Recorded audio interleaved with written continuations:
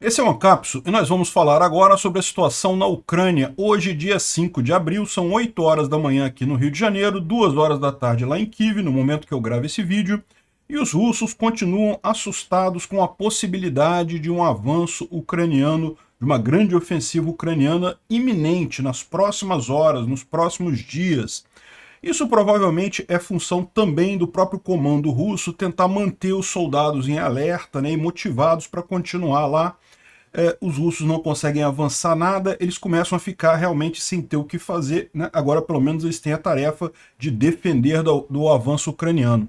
Em Avdivka, o avanço russo parou completamente, mais uma vez os ucranianos conseguiram seu objetivo de atritar as forças russas até elas se tornarem incapazes de avançar. Em Bakhmut, os russos alegam ter avançado um pouco mais no centro da cidade e tomado a estação de trem que tem ali no centro. Na verdade, é um museu, a estação não funciona mais. É um museu que tem ali no centro da cidade, o que tinha, né? Essa altura está tudo destruído também. Mas não temos confirmação disso ainda. Agora, o que a gente ficou sabendo é que o prédio da prefeitura, lembra que o Prigozhin falou que ia botar bandeira no prédio da prefeitura de Bakhmut e coisa e tal? Esse prédio está totalmente destruído e tudo indica os russos chegaram a tomar o prédio, chegaram a entrar no prédio e o prédio foi destruído depois, ou seja, foi mais uma armadilha ucraniana ali, né? O Igor Strelkov, aquele criminoso de guerra russo, comparou mais uma vez a situação em Bakhmut com Stalingrado. Para quem não lembra, Stalingrado foi a extensão máxima que os alemães conseguiram na Segunda Grande Guerra. Eles também ficaram meses e meses tentando tomar a cidade de Stalingrado. E, em determinado momento, o líder alemão falou lá, o comandante alemão das tropas ali na região, chegou a falar que não, Stalingrado está tomada, oficialmente tomada, só faltam alguns quarteirões ali perto do rio Volga e pronto, né? Pois é, essa lembrança não é muito boa, porque foi justamente ali que os soviéticos começaram a contraofensiva deles e acabaram destruindo completamente dois exércitos alemães inteiros, só ali em Stalingrado, né? Um agente russo da FSO, que fazia a segurança de várias autoridades lá no Kremlin, inclusive do Putin, ele fugiu para o Ocidente e resolveu falar sobre o que está acontecendo lá na Rússia e falou algumas coisas que a gente já imaginava, né? Como, por exemplo, o Putin chegou sim a ser internado em abril de 2022, justamente no momento em que ele percebeu que o plano dele deu errado. Foi aquilo que a gente mencionou para vocês. O plano do Putin nunca foi uma guerra longa. Ele esperava entrar com aquela quantidade de tanque enorme e a Ucrânia iria desabar, o governo iria se desmanchar. No que o governo ucraniano não se desmanchou, começou a perseguir os russos no norte, ele percebeu que o plano dele foi por água abaixo. O que a gente vê desde março de 2022 até aqui é o Putin empurrando a coisa com a barriga, tentando achar uma solução para o buraco em que ele se meteu, né? Tem mais informações sobre isso, a gente vai falar daqui a pouquinho. O mercado de imóveis de luxo em Moscou está desabando. Você consegue comprar apartamentos de luxo em Moscou por metade do preço. Por quê? Porque todo mundo que tem alguma condição está saindo da cidade, está vendendo seus imóveis de lá, né? Inclusive famílias de generais e altos comandantes das Forças Armadas russas já estão prevendo que o que vem por aí não é uma coisa boa, tanto do ponto de vista militar quanto do ponto de vista econômico. Então, antes de mais nada, estão se desfazendo de propriedades em Moscou e levando as famílias para a Europa e para os Estados Unidos. Inclusive, mais de 500 famílias de oficiais russos estão indo para os Estados Unidos também. E o Putin convidou o ladrão de 9 dedos, o corrupto do Lula, para visitar Moscou. Eu acho que o Lula não vai ter coragem de chegar a esse nível de mau caratismo, né? Não sei, não espero muita coisa do Lula mesmo. Mas chegar a esse grau de mau caratismo eu não creio que ele chegue. De qualquer forma, o mero fato do Putin convidar o ladrão para se juntar com ele lá já mostra o nível que é a presidência brasileira nesse momento, né? Infelizmente, o povo brasileiro colocou um corrupto socialista que se alinha automaticamente com todas as ditaduras possíveis no mundo, né? E ainda fez isso à guisa de preservar a democracia. Olha que coisa mais escrota, né? Realmente um absurdo. Vamos falar sobre esses e outros assuntos em detalhes. Essas notícias foram sugeridas por Eu Amo Você, Sagat Bordiev e várias outras pessoas. Obrigado aí ao pessoal que sugeriu a notícia. Obrigado a você que está assistindo o nosso vídeo. Se você gosta do nosso conteúdo, por favor, deixe o seu like e se inscreva aqui no canal, né? Pois bem, houve uma explosão em Kursk ontem. A gente não sabe ainda o que é, não se sabe se foi um acidente, se foi um ataque, mas teve uma explosão. Alguma coisa estava pegando fogo ali em Kursk. Kursk fica aqui ao norte, aqui, ó, nessa cidade aqui, próximo à fronteira com a Ucrânia, né?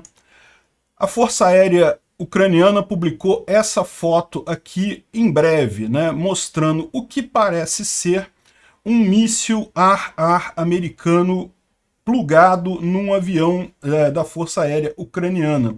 Não dá para ver exatamente que tipo de avião que seja isso aqui, mas o que o pessoal está dizendo aqui é que provavelmente, ó, é um AIM-120, ou um AMRAAM, que é um míssil de médio alcance ar-ar, ou seja, disparado de um avião contra outro avião, e é uma arma das mais modernas americanas, ou seja, isso pode indicar que os ucranianos estão recebendo esse tipo de armamento aí dos americanos, ou em breve vão receber esse tipo de armamento, e que já resolveram o grande problema, que é como colocar isso em aviões ucranianos, porque são tecnologias diferentes, né? Tipicamente esses mísseis são feitos para os aviões ocidentais, né? E outra foto, outro vídeo de provocação aqui do exército ucraniano mostra mais uma patrulha ucraniana lá na região de Kherson, atravessando o Dnipro. Isso aqui não é novidade, a gente sabe que os ucranianos têm feito várias incursões ali na margem esquerda do Dnipro, justamente para mensurar as tropas russas ali na região, para preparar alguma coisa por ali, né? O próprio exército ucraniano deixou claro que o objetivo deles nessa região aqui de Kherson, né, eles ficam atravessando o rio aqui para o lado de cá, o objetivo deles é tentar estabelecer uma faixa de uns 20 quilômetros sem presença russa aqui, não pretendem fazer uma ofensiva, mas simplesmente afastar os russos daqui. A coisa é difícil deles conseguirem fazer isso, né? Mas enfim, esse é o objetivo declarado deles, e eles têm lançado essas imagens aqui provocativas, mostrando que eles estão atuando na margem esquerda do Dnipro, né? Bom, o Sladkov, que é um outro blogger militar russo também, está reclamando da falta de artilharia, de munição de artilharia entre os russos. Segundo eles estão com muita falta de artilharia, e a gente vai ver que isso daqui provavelmente refere-se ao problema que está acontecendo em Bakhmut. Em Bakhmut, a gente vai ver mais à frente um pouquinho, os russos estavam tentando bombardear os prédios mais altos da cidade com a artilharia deles, só que foram surpreendidos com a artilharia ucraniana, que é ocidental, tem muito mais precisão, muito mais alcance, e acabou destruindo grande parte das armas russas ali na região, né? Então ele está reclamando aqui, tem a tradução disso aqui embaixo, ó. Na região do Donbás, o exército russo continua parado devido à inabilidade de conseguir atingir a artilharia das forças armadas ucranianas, que tem a inteligência da OTAN e uma alta precisão, e isso tira os russos das posições recém-ocupadas. Isso foi o que disse o Sladkov. Na região de Marinka, eles desperdiçaram 1.480 obuses, né, munição de artilharia, e conseguiram tomar uma fazenda de animais que tinha ali na região, mas tiveram que devolver ela, porque a contrabateria ucraniana veio num nível tão grande que impediu qualquer avanço deles, né? Então essa artilharia ucraniana acabou fazendo os russos recuarem. Lembra, a gente mencionou isso, que os ucranianos conseguiram avançar na região de Marinka. A gente falou isso há alguns dias atrás. Marinka é essa região aqui, próxima a Donetsk. E justamente essa fazenda, se não me engano, era alguma coisa por aqui, ou aqui ao norte também, tá? Tinha alguma coisa ao norte aqui que os russos tinham chegado a tomar e acabaram recuando justamente devido a esses avanços ucranianos aqui na região de Marinka, né? E os russos estão cada vez mais ansiosos com a possível contraofensiva ucraniana que tá chegando, né? Como eu falei para vocês, não vai ser alguma coisa nos próximos 10 dias, ou nos próximos agora 8 dias, né? No dia 14 de abril, o sol já deve voltar, o tempo já deve melhorar lá na Ucrânia. Aí é possível que a partir do dia 14 de abril exista alguma coisa. Até lá, pouco provável, está chovendo muito na região, a previsão é de mais chuva até o dia 13 de abril, mas de qualquer forma isso não impede os russos de estarem apavorados, né? Na região de Kharkiv, o exército ucraniano está conduzindo uma operação em larga escala. Estão detendo qualquer pessoa que esteja inscrita em canais russos do Telegram. Esse fato pode indicar preparações para uma ofensiva das Forças Armadas da Ucrânia e justamente eles estão tentando limpar potenciais agentes russos na região para evitar informações sobre os movimentos de tropa ali, né? Ou seja, Kharkiv é essa cidade ucraniana aqui, é um grande centro ucraniano, mas já foi libertada essa região aqui ucraniana, né? O curioso é isso, se vai haver uma ofensiva baseada em Kharkiv, existe uma chance significativa dela ser em direção a Belgorod. Seria a única lógica aqui, né? Será que o Prigozhin tem razão e os ucranianos vão atacar Belgorod? Eu continuo achando pouco provável. Se for um avanço aqui nessa linha de frente em Svatov e Kriminá, faria muito mais sentido fazerem isso em Kupiansk, né? Porque aqui que estaria realmente a grande concentração de tropas para avançar nessa linha daqui, né? Enfim, o que ele está dizendo aqui é justamente que o serviço secreto ucraniano está inspecionando as pessoas, identificando eventuais ucranianos ou pessoas que estejam lá em Kharkiv com acesso a Telegram russo, né? Pode ser indicar alguma ação ali significativa. E mais um comandante russo, o Vladimir Rogov, deu uma entrevista para a RIA Novosti, que é uma das principais empresas de mídia lá na Rússia, falando que os ucranianos já estão prontos e aguardando o sinal para iniciar, né?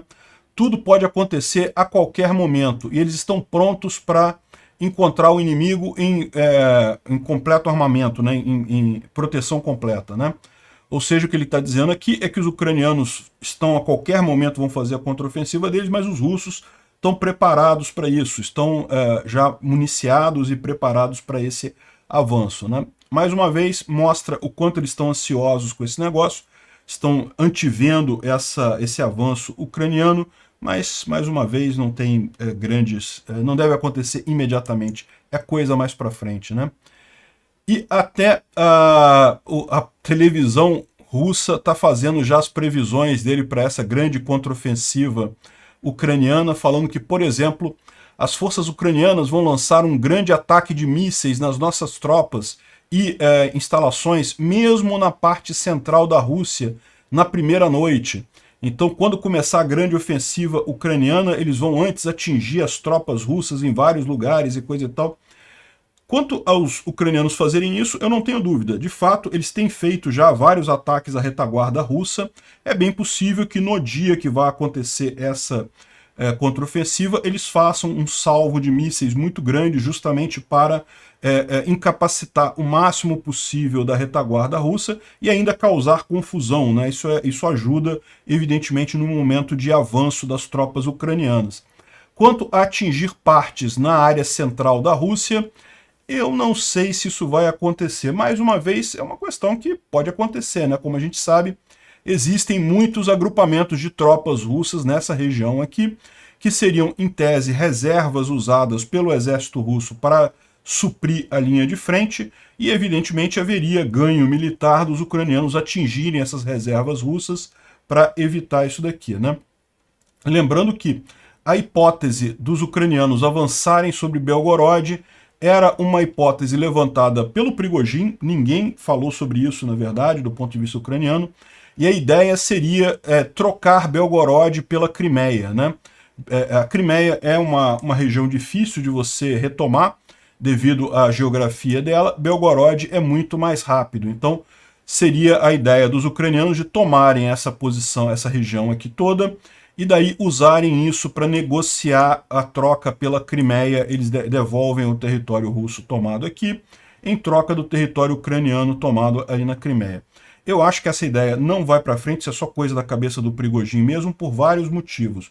O primeiro motivo é que porque a Ucrânia sofreria muito ataque por estar invadindo a Rússia, né? A Ucrânia até aqui ela tem lutado no seu próprio território, então tudo é justificado.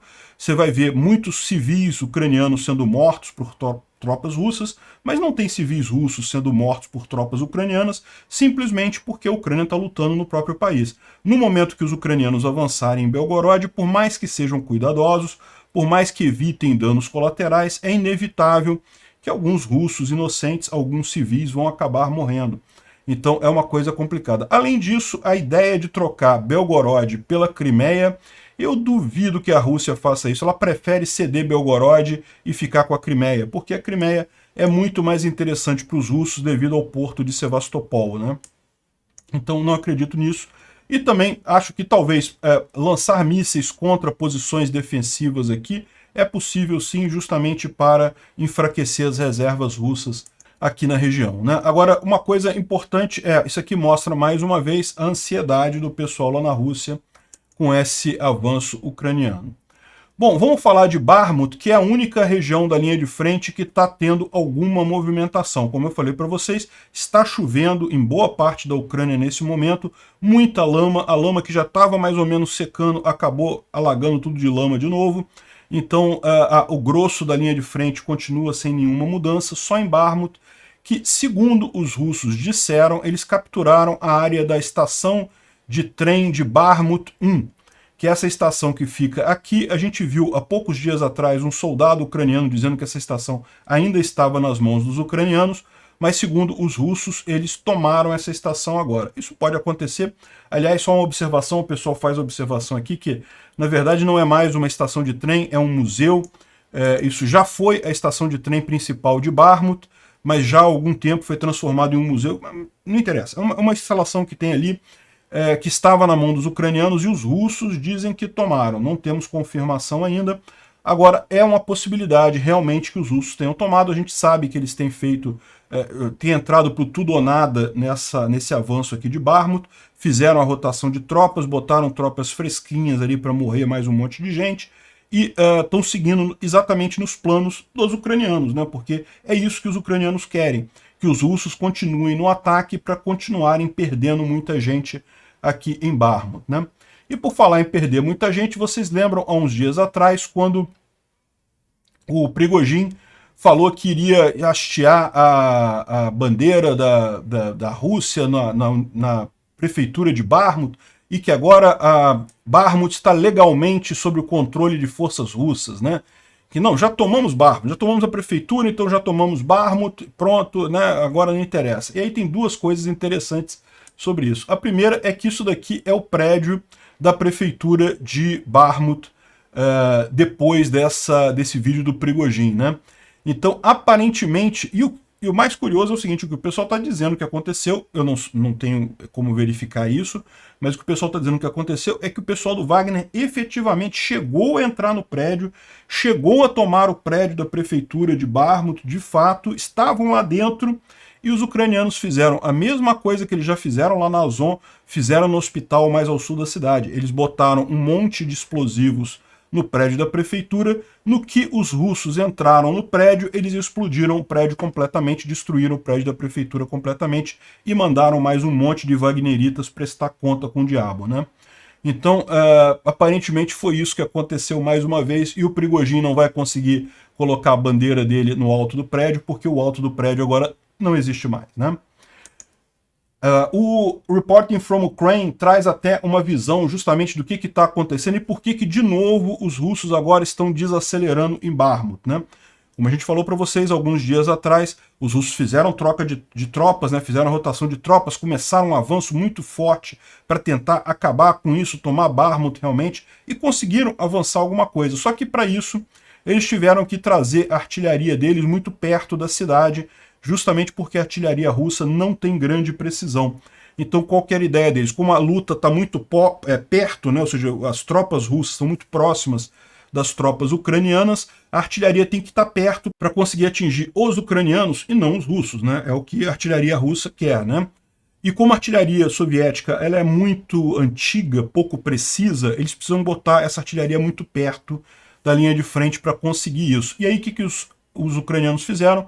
Trouxeram 5 companhias de artilharia aqui para próximo de Bakhmut e usando o equipamento da OTAN, que é muito mais preciso, destruíram boa parte dos equipamentos de artilharia dos russos aqui, e com isso está matando esse novo avanço russo na região, né? Os russos chegaram a avançar, a gente falou aqui, tomaram aqui a região da prefeitura, talvez tenham tomado também a parte da estação de trem aqui mais ao norte, coisa e tal, mas já começaram a desacelerar de novo, justamente porque perderam a possibilidade de usar artilharia para destruir os prédios ali na região. Ou seja, mais uma vez é o sucesso da estratégia ucraniana de atritar as forças russas, ou seja, destruir o máximo de coisa das forças russas, tanto de soldados quanto também de equipamentos, de forma que isso tudo vai deixar eles muito mais frágeis para a contra-ofensiva que vai vir por aí, né? E, curiosamente, nesse sentido, o Igor Strelkov, que é aquele criminoso de guerra que foi um dos responsáveis pela, entre aspas, República Separatista de Donetsk, ele fez um post aqui dizendo que, em geral, não tem mudanças na linha de frente. Ambos os lados estão preparando para as campanhas de primavera e verão. Tem havido muita troca de artilharia e mísseis, né? Em Avdiivka, a ofensiva acabou totalmente, parou totalmente, os ganhos territoriais foram insignificantes e não justificaram um número enorme de perdas incorridas pelos russos, né? Ou seja, ele está reclamando aqui que os russos fizeram os avanços lá em Avdiivka exatamente como os ucranianos queriam, ou seja, para tritar, para matar um monte de russo, e os ganhos foram insignificantes no final das contas. Em Bakhmut, o inimigo foi forçado fora do prédio da administração da cidade, mas continua a manter os blocos no ocidente, né, na parte oeste da cidade, bem como a estação Bakhmut 1 e Bakhmut 2. Bakhmut 1, como a gente falou, é essa estação aqui, que na verdade agora ela não é mais uma estação de trem, ela é um museu, e Bakhmut 2 é essa estação aqui, que é a nova estação de trem, que é a estação que efetivamente é usada lá, ou melhor, era usada, né? Porque agora, nesse momento, está tudo destruído lá, né? A cidade deixou de existir, infelizmente. E quanto ao Prigozhin, que falou que, Artemivsk, que é o mesmo que Bakhmut, né? Vocês sabem, Artemivsk ou Artemovsk era o nome antigo da cidade de Bakhmut na época soviética, os ucranianos mudaram para Bakhmut o nome da cidade, os russos, só de birra, chamam pelo nome soviético antigo. Artemovsk foi legalmente tomada. Isso nos lembra da propaganda do Terceiro Reich na Segunda Guerra Mundial, dizendo que Stalingrado já foi tomada, na verdade. Os russos apenas mantêm alguns poucos pontos próximo do rio Volga e coisa e tal, né? Ou seja, para quem não sabe o que foi a Batalha de Stalingrado, foi uma grande batalha na Segunda Grande Guerra, que de fato tem muitas similaridades com Bakhmut, tá? Bakhmut seria uma versão menor dessa cidade de Stalingrado. Stalingrado, na verdade, mudou de nome depois do fim da União Soviética. É essa cidade aqui, chamada Volgogrado agora, né? Então essa cidade chamada Volgogrado era a antiga Stalingrado, mas na época da Segunda Grande Guerra ela passou por algo similar ao que aconteceu com Bakhmut. Os alemães avançaram, chegaram até ali. Todo mundo achava que eles iam tomar Stalingrado, porque os alemães tinham já quase toda a cidade sob controle e lutaram meses e meses e meses. A cidade foi totalmente destruída, não sobrou nada da cidade. Realmente uma coisa muito triste. As imagens da Segunda Guerra são muito chocantes ali na região. E foi justamente ali que os soviéticos, na época, começaram a contraofensiva deles, destruindo 2 exércitos alemães inteiros ali, né? Para quem tiver mais curiosidade sobre isso, eu recomendo o canal Tick History, que é esse canal aqui.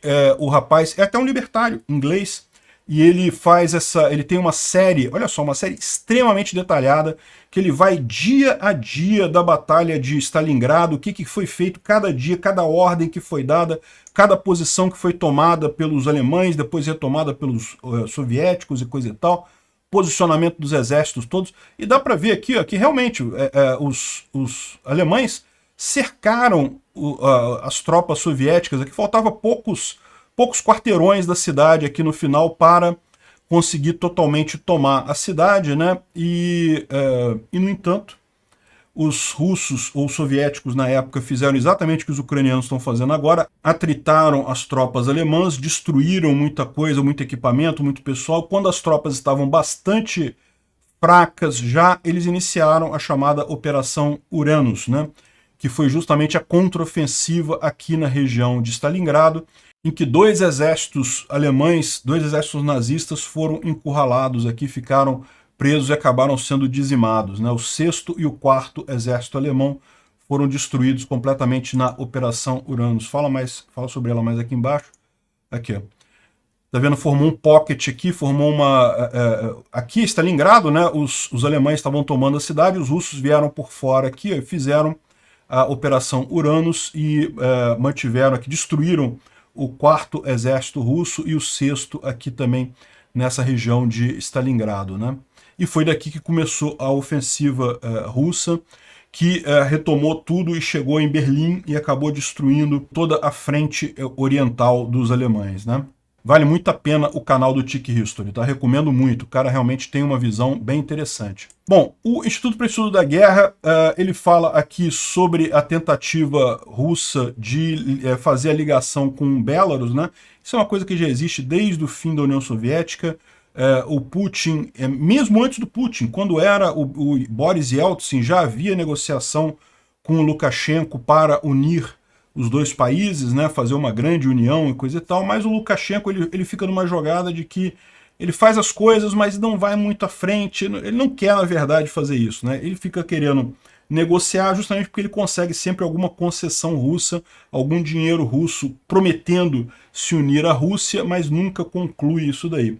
O Lukashenko, eu já fiz alguns vídeos sobre ele, ele é mais inteligente do que pode parecer, ele tem uma cara de idiota, mas ele tem algumas... consegue manter o Putin a uma distância segura nessa história toda, usando justamente essa arma, né? Ele diz que quer se unir à Rússia, que é a favor da Rússia e coisa e tal, mas no momento eu não posso, agora estou com um problema aqui. Enfim, isso aqui pode ser uma saída russa justamente para tentar dar algo de positivo para o povo russo ao final dessa guerra, porque pelo visto os russos já sabem que não vão ganhar na Ucrânia, mas talvez eles possam levar a Belarus, né? Seria muito triste para o pessoal de Belarus, mas enfim. O Kremlin continua a fazer ameaças vazias também contra os países do Ocidente, à frente da ofensiva ucraniana, né, da ofensiva planejada ucraniana, ameaçando as armas nucleares e coisa e tal, mas a gente já viu que eles não vão fazer isso, né? Já expliquei para vocês por quê.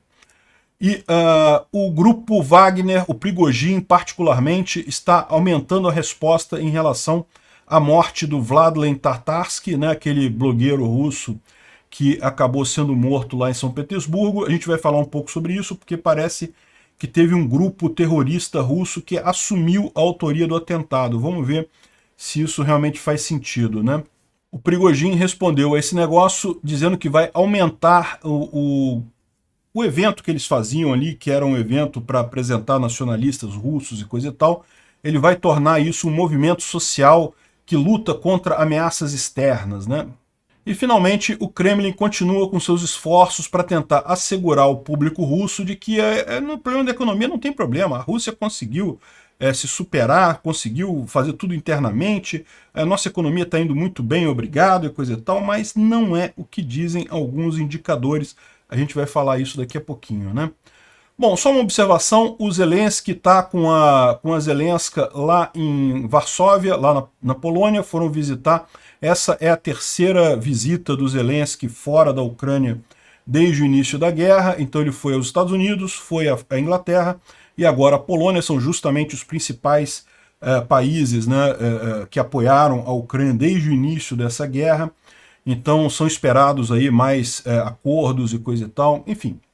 Agora, uma coisa bastante curiosa que aconteceu foi justamente esse artigo aqui, escrito por um oficial da Guarda Federal, Serviço Federal de Guarda, é o FSO, que é um corpo lá dos militares russos que justamente faz a proteção do Kremlin, do próprio Putin, de altos oficiais ali. E esse cara chamado Gleb Karakulov, ele era um capitão nessa guarda, né? Ou seja, ele estava lá na Rússia até meados de 2022, trabalhou junto com o Putin dentro de alterações lá no Kremlin, coisa e tal. E, no final das contas, em outubro, ele fugiu de lá, viajou para Astana, que fica no Cazaquistão, e de lá foi para o Ocidente e acabou se rendendo ao Ocidente em troca de asilo político e fornecendo mais um monte de informações. E aqui tem a entrevista dele, é bem interessante mesmo a entrevista dele, explicando o que aconteceu, um monte de informações aqui. A entrevista é muito longa, não valeria a pena a gente falar sobre tudo, mas eu recomendo que vocês procurem esse link. Eu vou ver se eu deixo esse link para vocês, quem quiser ler a entrevista inteira, está em inglês, mas você pode usar o tradutor automático também, consegue ler em português também. De qualquer forma, o pessoal da Nexta, que é uma mídia lá da Ucrânia, ele já colocou aqui os principais pontos da entrevista dele, o que aparece como mais curioso nessa entrevista dele. É lógico, veja, essa entrevista dele foi o que foi tornado público. Evidentemente que no acordo feito com ele, ele deve ter revelado muito mais coisa, mas que o pessoal achou melhor não tornar público, né? Então, olha que curioso o que ele falou aqui, né? O Putin foi hospitalizado na clínica central, lá no hospital central da clínica, lá em Moscou, né? Em abril de 2022, logo depois que a Ucrânia se negou a capitular na guerra, né? É aquilo que a gente já sabia. O plano do Putin, o que ele esperava fazer era entrar na Ucrânia com um monte de exército, de tanque, coisa e tal, e ele achou que o governo ucraniano ia simplesmente desmanchar. Que o Zelensky ia fugir ou ia abandonar o governo, e com isso ele teria a vitória dele. É a única coisa lógica que haveria para a Rússia fazer esse tipo de coisa, porque seria tão rápido que não daria tempo de fazer muitas sanções. E aí ele colocaria ali um presidente leal a ele e até poderia sair da Ucrânia, poderia acabar, abandona a Crimeia, abandona o Donbás. Se tem um presidente pró-Rússia na Ucrânia, ele não precisa mais, não tem mais problema nenhum. E daí ele poderia até resolver outros problemas de sanções, de outras situações com ele. O objetivo dele era esse, era uma guerra rápida. No momento que ele não conseguiu tomar Kiev, no momento que os ucranianos resistiram, no momento que o Zelensky falou que eu não preciso de uma carona, eu preciso de munição, ele já percebeu que tinha perdido essa guerra. O que ele está fazendo agora é tentar empurrar com a barriga, esperando que alguma coisa aconteça que ajude ele, que mostre uma saída para ele nessa história toda, né? E ele ficou tão mal com isso que chegou a ser hospitalizado lá em Moscou. E o Putin viaja para a residência dele em Valdai, sempre num trem blindado, né? E que é justamente os serviços secretos que fazem a segurança dele, e eles consideram a Kabaeva como a efetiva esposa do Putin, né? O Putin, vocês sabem, ninguém sabe bem ao certo quem é a mulher dele, quem não é, ele já foi casado, separou e coisa e tal. Para o serviço secreto é a Kabaeva. E apesar de todas as desculpas, o palácio de Geledzik pertence mesmo ao Putin. Esse palácio aqui enorme foi que o Navalny fez um documentário acusando o Putin de corrupção, mostrando que o Putin tinha esse palácio, e o Putin nega que esse palácio seja dele. Ele confirma aqui que sim, o palácio é dele, né? Outra coisa que ele fala é o seguinte: todas as residências do Putin têm exatamente o mesmo escritório, de forma que é impossível saber onde ele está apenas pela foto. Então, o que ele quer dizer é isso daqui, ó.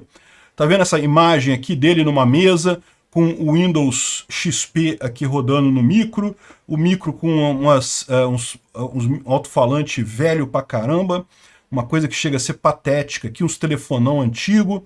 Esse escritório aqui, em cada residência do Putin, tem um exatamente igual, da mesma forma, com os mesmos móveis, com a mesma coisa. Por quê? Porque aí, se você vê essa imagem, que é uma imagem muito comum, né, do Putin fazendo reunião com não sei o que lá, você não tem como saber exatamente aonde ele está, se ele está no Kremlin, se ele está no palácio dele, se ele está na casa de campo dele, enfim, qualquer residência dele, ele tem o mesmo escritório, né? E, além disso, ele não usa celular, não usa internet, tudo que ele pega de informação é do pessoal do serviço secreto, e também, além da maleta nuclear que ele anda, ele usa também um cubo, que é uma grande estação de trabalho em que ele pode usar para fazer negociações secretas e coisa e tal. Enfim, muito interessante essa entrevista aqui, muita informação sobre o Putin nessa história, né? Algumas coisas a gente já imaginava, a verdade é essa. Bom, olha só, vocês lembram, a gente falou alguns dias atrás da morte do Tatarsky, né, do Vladlen Tatarsky, que morreu num café lá em São Petersburgo, que era um blogger militar radical russo, e que o governo estava falando que era uma organização dos ucranianos junto com Navalny e coisa e tal. Pois bem, entrou mais uma figura nessa história aqui. A gente falou que isso é besteira, isso foi o FSB que fez isso daí, né? Mas agora o Exército Nacional Republicano Russo disse que foram eles que fizeram este ataque, né? Esse Exército Republicano Russo foi o mesmo que assumiu também o ataque contra a Daria Dugina. Lembra a filha do Alexander Dugin, que foi morto lá atrás? Eles também disseram que foram eles que fizeram esse ataque, né? Não dá para saber se realmente se não é e coisa e tal, mas eles estão dizendo, é mais um fator aí nessa história toda. Eu falei para vocês, o mais provável era isso, ou o FSB fazendo, ou então algum grupo interno russo terrorista querendo fazer esse tipo de coisa, né? Essa aqui foi a mensagem que eles deixaram. Olha, através dos canais na Rússia recebemos uma declaração do representantes do Exército Republicano Nacional Russo, que dizem que estão envolvidos na liquidação do Vladlen Tatarsky, né? Nós, a coluna de São Petersburgo do Exército Republicano Nacional Russo, declaramos que nós organizamos e executamos uma ação no dia 2 de abril contra um grupo de ativistas Z e pessoalmente contra um warmonger, né? Um entusiasta da guerra, bem conhecido e propagandista de guerra, e criminoso de guerra, Maxim Fomin, também conhecido como Vladlen Tatarsky.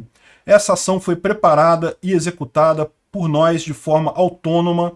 Nós não temos conexão e nem recebemos assistência de estruturas estrangeiras, muito menos de serviços secretos estrangeiros. Essa ação foi feita em um clube que é propriedade de um dos mais famosos gangsters e criminosos russos, o Prigozhin, e como resultado dessa ação, o clube vai parar seu trabalho e nós estamos satisfeitos com isso. Essa ação foi feita não direcionada a civis e todas as vítimas estão entre pessoas que apoiam a guerra, justificando crimes de guerra do regime do Putin, né? As forças de segurança russa agiram em seu estilo tradicional, acusaram e tentaram atingir aqueles que eles conseguem atingir, independente de envolvimento, como aconteceu com a Daria Trepova. Daria Trepova é uma figura conhecida no movimento feminista e esquerdista e é uma heroína. Em um tempo em que muitos oposicionistas russos apenas escrevem posts no Facebook e piscam luzes de lanterna, ela lutou, foi para protestos e arriscou a própria liberdade participando em todos os movimentos de oposição que agora se negam a ajudá-la. Nós pedimos que ativistas de direitos humanos ajudem a Daria Trepova e outras pessoas inocentes que caiam nas mãos dos guardas do Putin. Nós também chamamos a oposição russa e coisa e tal. Enfim, faz uma declaração grande aqui, justamente assumindo esse ataque lá na região, né? O rublo teve mais desvalorização em relação ao dólar. Ele tem vindo numa crescente de desvalorização em relação ao dólar. Isso aqui é o aumento do dólar em relação ao rublo. Agora, eu já falei para vocês no início dessa guerra e repito de novo, essa informação aqui não quer dizer nada. Porque no momento que começaram as sanções, simplesmente não existe mais mercado entre dólar e rublo. Ninguém mais compra rublo. Não existe mais isso. Então, o valor do rublo neste momento é ditado pelo Banco Central Russo. Não importa esse valor. O Banco Central Russo diz qual o valor que ele quer e fica nisso, né? Muitas russetes ficaram no início da guerra. Ah, não, tá vendo? O rublo está valorizando em relação ao dólar porque as sanções deram errado. Nada. É só ver o volume de transações. O volume de transações despencou a menos de 1% do que havia antes da guerra. Antes você tinha uma bolsa em que as pessoas trocavam dólar por rublos. Aí sim você tinha uma valorização ali. Depois disso ninguém mais podia trocar dólar por rublo. Então no final das contas não tem mais. O Banco Central Russo diz quanto é que é o valor do rublo, né? Então isso aqui não quer dizer nada. Mas esse outro depoimento aqui é muito mais interessante, né? O David D. está contando aqui o caso. E ele está falando aqui sobre uma resposta, um comentário de um russo a um artigo numa revista lá em russo, que é bastante interessante. Ele fala aqui, ó, esse aqui é um russo falando, ele está transcrevendo o que o russo falou, né? A coisa é que, mesmo os generais alemães na Segunda Grande Guerra deram um jeito de abandonar tudo, fugir da Europa em chamas para a Argentina, Canadá e mesmo os Estados Unidos. E os nossos patriotas, sem nem piscar um olho, vão fazer a mesma coisa, vão roubar o resto que puderem e, como se nada tivesse acontecido, vão para Londres e até para os Estados Unidos. A minha experiência pessoal, em agosto eu comprei um apartamento pela metade do preço do mercado da filha de Konstantin Golachopov, que é um dos amigos do comandante em chefe. Pode procurar aí no Google, né? A família inteira dele agora está em Chicago. E eles estavam vendendo os apartamentos ali. Todo mundo sabe sobre o Chubais, que é um outro nacionalista também, que era muito próximo ao Putin e fugiu para a Turquia, e todo o resto. A longa história é que os generais, os familiares dos generais já estão abandonando a Rússia pelos Estados Unidos e Europa, sabendo que alguma coisa ruim está vindo. O mercado de residências na Rússia está despencando devido a justamente muitas pessoas saindo de lá, né? Então é curioso isso daqui, isso é muito mais importante em termos de indicação da situação econômica na Rússia do que qualquer outra coisa. E bom, vale a pena eles ficarem preocupados mesmo, porque está vindo aí mais um pacote de sanções da Europa, já estão conversando. A expectativa é que depois que as conversas comecem depois do feriado da Páscoa, que é domingo que vem, e saiam no menor tempo possível, né? Aqui uma coisa curiosa, o Samuel Bendet está falando algumas instruções que ele achou em Telegram russo sobre como construir drones. Vocês sabem, a DJI proibiu a venda de drones para a Rússia. É lógico, o pessoal ainda consegue fazer contrabando, levar alguma coisa, né? Mas está cada vez mais difícil para os russos comprarem drones. E aí a sugestão que ele está dando aqui é comprar os pedaços, né, os motores, o corpo, a placa e não sei o que lá, e montar você mesmo o seu drone. Segundo ele, isso é possível. Custa um pouco mais apenas do que um drone comprado pronto já, né? E isso aqui é uma coisa que é legal por um lado, né? Porque do ponto de vista libertário mostra como o governo está perdendo cada vez mais controle sobre o que as pessoas podem ou não podem comprar, podem ou não podem ter. Aquela ideia de que, não, o governo vai proibir armas, vai proibir você de ter armas. Cada vez mais você tem equipamentos que você compra peças e cria sua arma em casa, imprime a sua arma em 3D. É virtualmente impossível. É o que eu falo sempre, a gente está caminhando para o Ancapistão, para uma sociedade libertária, né? O que a gente tem que pensar é em soluções para a nossa sociedade quando não tiver um governo mais aqui.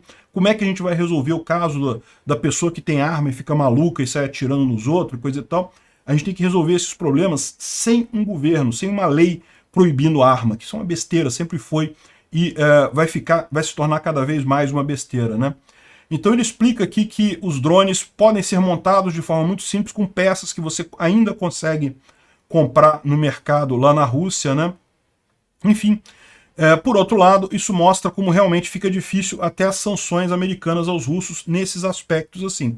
Mas veja, isso acaba sendo mais caro, né? A ideia da sanção é justamente encarecer o preço dessa guerra para os russos. Saiu o detalhamento daquele pacote novo de armas que os ucranianos vão receber dos americanos, né? Mais um monte de coisa aqui, e chamou atenção aqui vários tanques de combustível, né? Coisa realmente para logística. Impressionante realmente como o pessoal está preocupado com isso, né? Realmente a logística para essa ofensiva é algo bastante significativa. E, bem, tem bastante coisa aqui. Aqui, ó, 8 tanques de combustível pesados. São os tanques enormes que os americanos têm para levar combustível para a linha de frente, né? Então, realmente impressionante essa lista aqui. Indica que estamos perto mesmo da ofensiva ucraniana, né? Bom, e o Putin convidou o ladrão corrupto presidente do Brasil, o Lula, a viajar para Moscou, né? Eu não acredito que o Lula vá. Como eu falei, eu acho que isso seria demais até para o Lula, mas não tenha dúvidas, embora ele não vá aceitar esse convite, pode ter certeza que lá no íntimo o Lula ama o Putin, tá doido para estabelecer o máximo de relações possíveis e de jogar a gente do lado errado dessa guerra tão rápido quanto possa. Obrigado por assistir o vídeo até o final. Além de curtir, compartilhar e se inscrever no canal, considere se tornar patrocinador com valores a partir de R$ 1,99. Clique no botão Seja Membro abaixo para saber as condições e vantagens de patrocinar o canal. Mais informações sobre o nosso projeto, visite nossos sites indicados na tela.